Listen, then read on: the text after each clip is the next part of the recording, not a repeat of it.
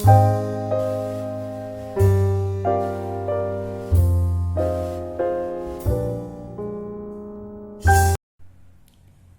viewers, today we are going to make a litmus paper using red hibiscus flowers. For that I have taken this single petal red hibiscus flower.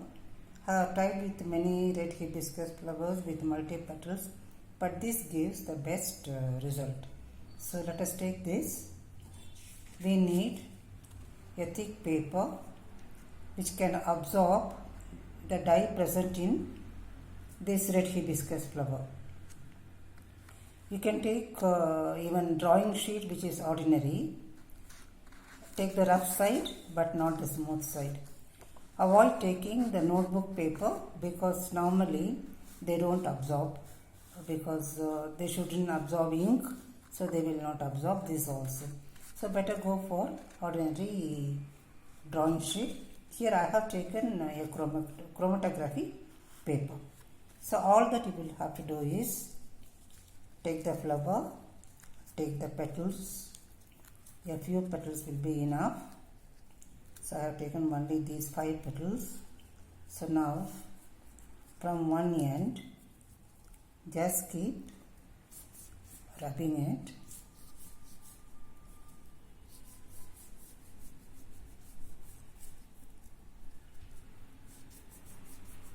That's all you have to do. When it dries up, litmus paper is ready. See, just for one petal you see what a surface you have got. It is not necessary for you to rub it on both the sides. One side if you rub, that is enough. No need to rub on both the sides. So you can rub it this way. Now you can just see it to be lightly blue in color. So you can call it blue litmus paper. But actually I would prefer to call it only litmus paper, because there is a chemical called anthocyanin, the red pigment in this flower. It's a chemical which changes its color in acidic and basic medium. So this is its original color. Only when it is dipped in acid, it changes its color. If it's a strong base, actually it becomes even green in color. So now the litmus paper is ready. That is all you have to do. So when it dries up, you can cut it into small pieces and keep it with you. That will be your litmus paper. Already I have just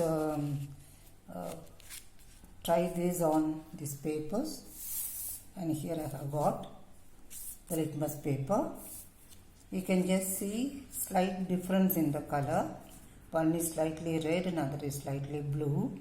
The red one was actually prepared by dipping it in citric acid. You can even use lime juice or vinegar or something that way.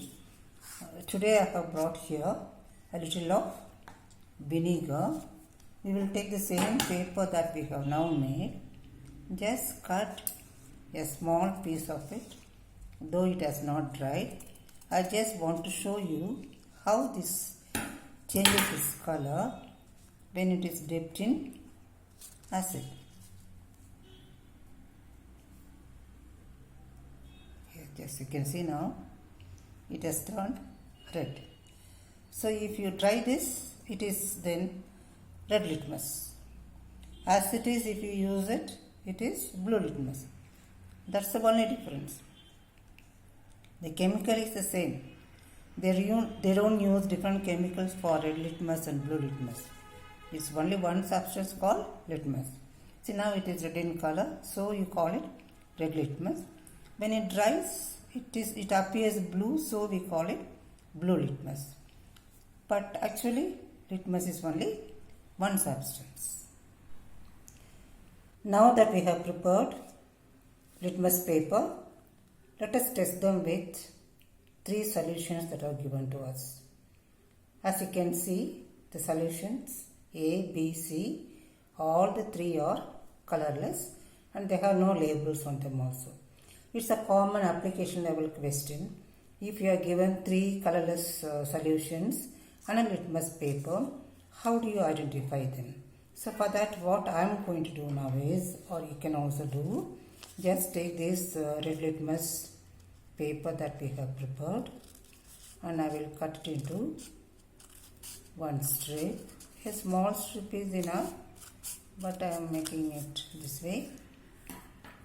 Now I will dip this into solution A. You can see there is no color change. If there is no color change, it can be an acid or it can be a neutral solution also. We cannot conclude. The same, I will dip it in solution B. So now you can just see that it is slightly changing. So the color has become now blue. It means it is a base. So I will cut that portion of it and keep it there only because this is base. So the remaining part is there. I will dip here. Again there is no color change. Now we are left with solution A and C. One of them is definitely an acid, another one is a neutral solution. So one of the ways is take a piece of blue litmus paper and find out.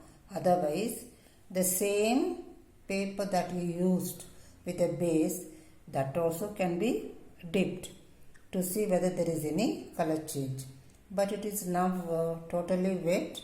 So I will take another piece of paper, that is blue litmus paper. I will take and dip it in solution or the substance A. You can just see it is turning red. Because it is turning red, it must be an acid. So A is an acid, B is a base. So naturally C is neutral. So still, if you want to confirm whether it's neutral or base or an acid, another way is the same piece of blue litmus paper you can take, because the red litmus did not change color. Blue litmus also should not change color. So it is not changing. So it is a neutral solution. So you can try the same with the same litmus paper also. As I told you earlier, see in this base it is now green in color. You can just see the difference between the litmus paper we prepared and the color after dipping it in the base. So normally, yes, now see it has changed. Acid, it has changed red. The same single litmus paper can be used to find out which is an acid and which is a base. The biggest confusion the children have is to remember the textbooks say red changes into blue and blue changes into red in different medium. But where is what when the examination comes, it's the biggest problem. So the easiest way to remember is B for base, blue in base. So both are B. If it is blue in base, you must extend the sentence as red litmus changes blue in base. If you have generated that sentence, and another sentence you can generate, blue litmus turns red in acid. So the easy way to remember is only one, blue in base. Litmus is blue in base. If it's blue in base, it is red in acid. So put the other part of the sentence and remember it. That becomes easy. So this is a common application question that you can easily answer if you have done all this. Okay. Thank you.